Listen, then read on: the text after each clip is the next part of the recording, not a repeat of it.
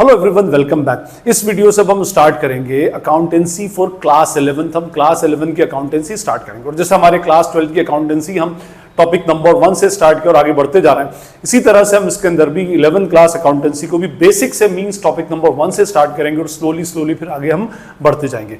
तो इस वीडियो में हम डिस्कस करेंगे अकाउंटेंसी क्लास 11 अकाउंटेंसी का topic number 1, that is introduction of accounting, और we can say meaning and objectives of accounting.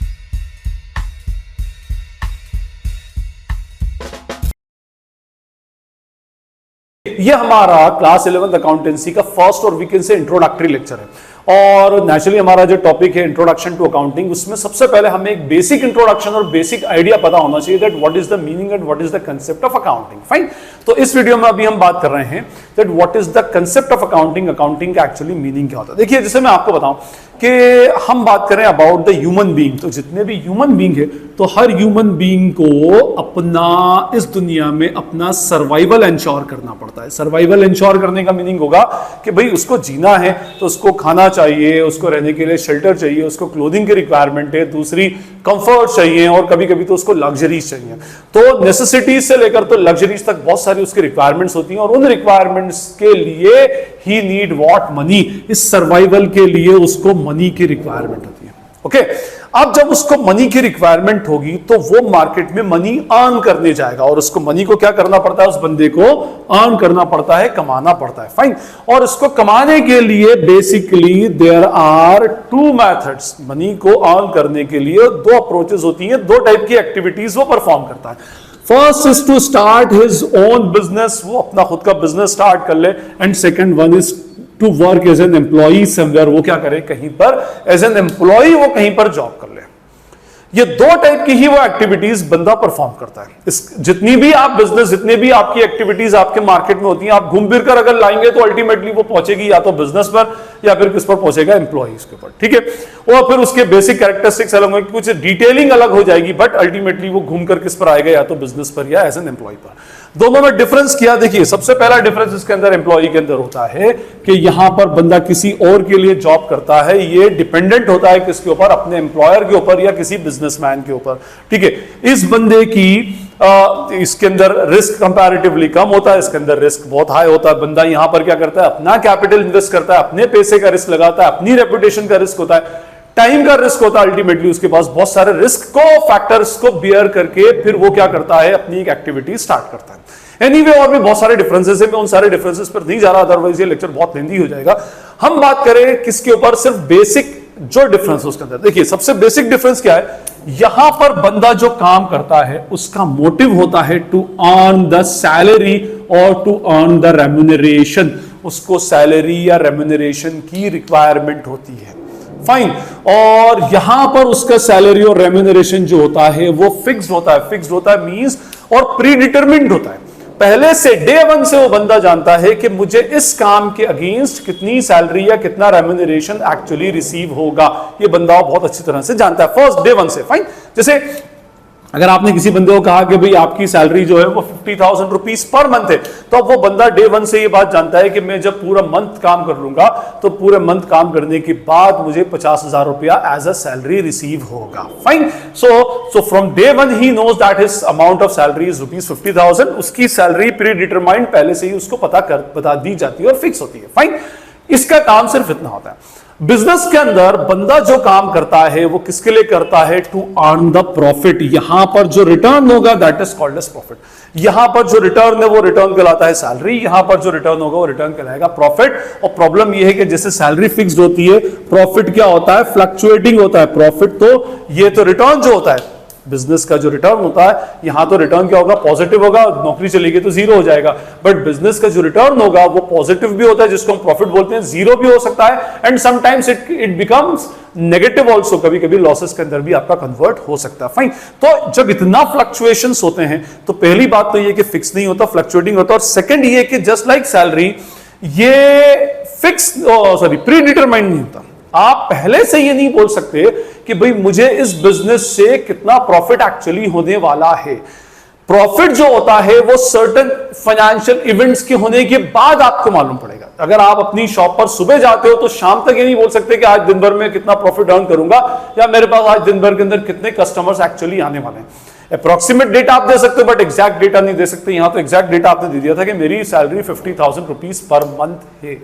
Fine, तो इस केस में जो आपका प्रॉफिट होता है वो प्रॉफिट कभी भी प्रीडिटरमाइंड नहीं होता। प्रॉफिट हमेशा कुछ सर्टेन इवेंट्स के होने के बाद होता है और यूजुअली हम डेली बेसिस के ऊपर प्रॉफिट कैलकुलेट नहीं कर सकते। आजकल तो हम फिर भी कर लेते हैं क्योंकि हम सारा कंप्यूटराइज्ड अकाउंटिंग रखते हैं, लेकिन अगर हम बहुत पुरानी बात करें, जब अकाउंटेंसी स्टार्ट हुई तो मैनुअल अकाउंटिंग के अंदर डेली बेसिस के ऊपर अकाउंट्स को मेंटेन करना, डेली बेसिस पर प्रॉफिट कैलकुलेट करना प्रैक्टिकली पॉसिबल नहीं है। तो हम क्या करते हैं, प्रॉफिट को एक सर्टेन पीरियड ऑफ टाइम के बाद में क्या करते हैं, रिकॉर्ड करते हैं, एक स्पेसिफिक पीरियड ऑफ टाइम। अब देखिए स्पेसिफिक पीरियड ऑफ टाइम कितना, एक मंथ नहीं, एक मंथ। देखिए प्रॉफिट का कैलकुलेशन जो होता है ये अपने आप में एक लेंदी टास्क और लेबोरियस टास्क होता है। अभी आप आगे अकाउंटेंसी के अंदर पढ़ेंगे तो आपको मालूम पड़ेगा। तो हम क्या करते हैं कि ऐसा स्पैन ऑफ टाइम लेते हैं जो बहुत ज्यादा भी नहीं हो और बहुत शॉर्ट पीरियड भी नहीं, क्योंकि शॉर्ट पीरियड में अगर हम हर मंथ प्रॉफिट कैलकुलेट करने लगे तो उसमें हमारा बहुत टाइम वेस्ट होगा और अननेसेसरी हमारे पास फॉर्मेलिटीज क्या होंगी, इंक्रीज होती जाएंगी। फाइन, तो हम एक ऐसा पीरियड ले लेते हैं जो एक स्टैंडर्ड दुनिया में चलता ही है। हम लेते हैं वो पीरियड कौन सा, 1 ईयर का। हम हर एक साल के अंदर अपने बिजनेस का प्रॉफिट और लॉस फाइंड आउट करते हैं, है ना।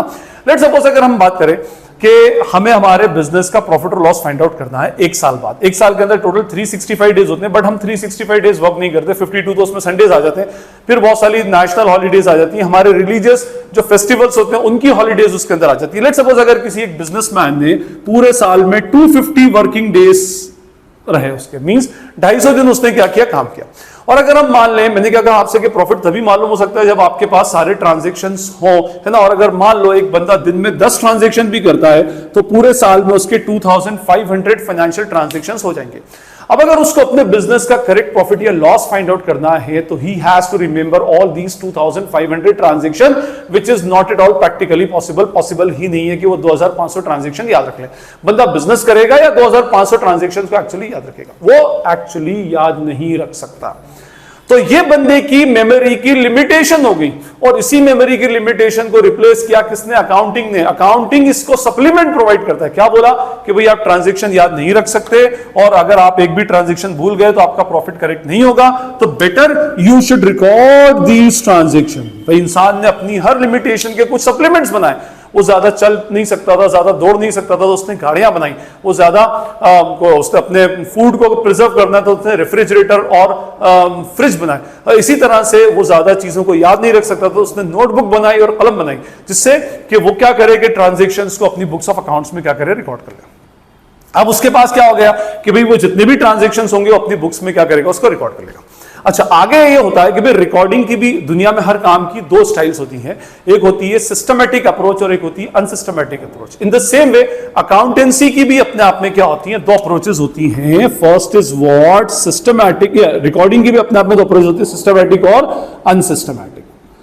तो अनसिस्टमैटिक अप्रोच की तो हम बात ही नहीं कर रहे, इतनी बड़ी ब्रांच हम स्टडी करने वाले हैं, ठीक है। तो we are basically talking about the systematic approach. तो accountancy is nothing but it is the systematic approach of recording transactions. तो इससे अगर मैं अकाउंट्स की डेफिनेशन बनाऊं कि भाई व्हाट इज अकाउंटिंग, तो accounting is the art of financial transactions is the art of recording financial transaction scientifically। अभी हम इसको बोले तो ये हमारी एक बेसिक डेफिनेशन बन जाती है कि अकाउंटिंग इज व्हाट, अकाउंटिंग आपके फाइनेंशियल ट्रांजैक्शन को बुक्स ऑफ अकाउंट्स में रिकॉर्ड करने की एक साइंटिफिक मेथड है। देखिए इसमें फर्स्ट वर्ड क्या हुआ, इट इज एन आर्ट।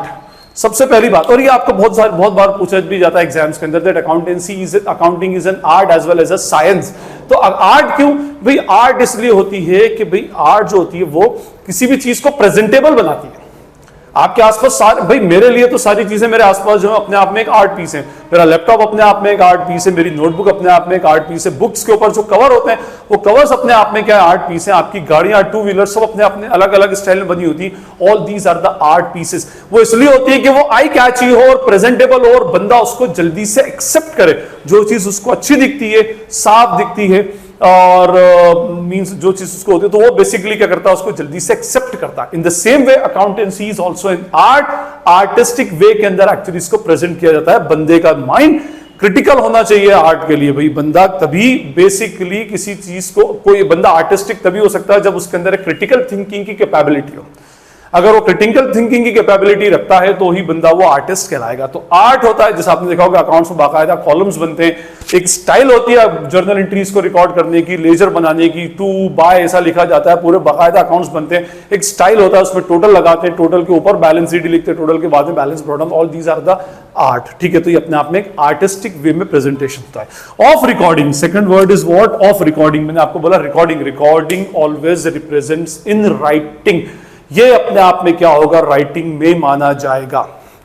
तो recording means accountancy is always in writing, writing में ही होगा, ओरली कभी अकाउंट्स में होगा। मैंने अभी बताया आपको, आप इसको मैनुअली याद नहीं रख सकते, तभी तो आप क्या कर रहे हो, उसको बुक्स ऑफ अकाउंट में रिकॉर्ड कर रहे हो। Financial transaction, financial transaction means ये वो ट्रांजैक्शंस हैं जिसमें कोई मॉनेटरी इन्वॉल्वमेंट होता है, those are called as the financial transaction. Accounts में सिर्फ वही ट्रांजैक्शन रिकॉर्ड हो सकते हैं जो अपने आप में क्या होते हैं, मॉनेटरी होते हैं, मॉनेटरी टर्म्स के अंदर एक्चुअली रिकॉर्डेबल होते हैं। एंड साइंटिफिकली और scientifically means systematically, means based on certain principles, universal principles. Accounting भी अपने आप में कुछ प्रिंसिपल्स के ऊपर बेस्ड है। अकाउंटिंग के 13-14 प्रिंसिपल्स होते हैं, आगे के लेक्चर्स के अंदर आएगा डिफरेंट अकाउंटिंग प्रिंसिपल्स। तो हम बेसिकली अकाउंटिंग की हमने क्या डेफिनेशन निकाली, that accounting is an art of writing और रिकॉर्डिंग फाइनेंशियल ट्रांजैक्शन साइंटिफिकली और सिस्टमेटिकली। ठीक, अच्छा बिसाइड्स इसकी तो मैंने आपको आर्ट और साइंस का कंसेप्ट बताया कि आर्ट क्या होता है, प्रेजेंटेबल कोई चीज होगी जिसमें कोई क्रिटिकल थिंकिंग होगी, कोई क्रिएटिविटी बेसिकली होना चाहिए। और साइंस क्या होगा, जब बंदा बेसिकली किसी सर्टेन प्रिंसिपल्स के ऊपर कोई डेटा एप्लीकेबल होता है या उसके ऊपर डिपेंडेंट होता है, तो that is called as science. Fine, एक सिस्टमेटिक नॉलेज।